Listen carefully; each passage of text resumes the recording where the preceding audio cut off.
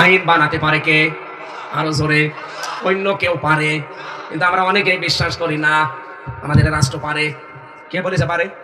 কোরআনে প্রায় 918 জায়গায় এরকম আয়াত আমি পেয়েছি যে আইন বানানোর ক্ষমতা পৃথিবীর কাউকে আল্লাহ দেয়নি, এটা একমাত্র আল্লাহর দায়িত্ব।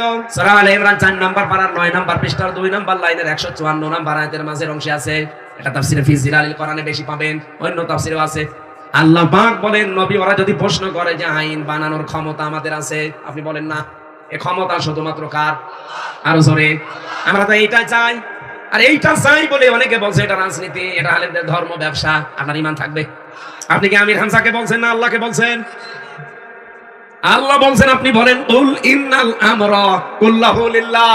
নবী আপনি বলেন আইন বানাতে পারে শুধু কে? তোমাদের কোনো অধিকারী নেই। আল্লাহর কসম দিয়ে কোরআন সামনে নিয়ে বলছি, বাংলাদেশে যারা একামতে দিনের দায়িত্ব পালন করে তাদের উদ্দেশ্য এইটা যে আইন চলবে দেশে আল্লাহর। বলেন বলেন, আল্লাহর আইনের বাইরে কোনো আইন আমরা চলতে দেব না, মানতেও দেব না, কারণ ওইটাও শিরিক। এই জন্য এত কষ্ট করা আমাদের। কোন দায় পড়েছে কুষ্টিয়া থেকে পর্যন্ত এত কষ্ট স্বীকার করে আসা, আমি এখন ঘুমাতে পারতাম। আরে ভাই, আমার বাবার যা আছে আল্লাহর কসম আমার চলার মতো আছে, এত কষ্ট আমার করা লাগতো না। আমি করছি এই কারণে, কারণ সাথীকে দেখতে পাচ্ছি এরা শিরিক করে মুশরিক হয়ে যাচ্ছে। কথা বললেন না কেন?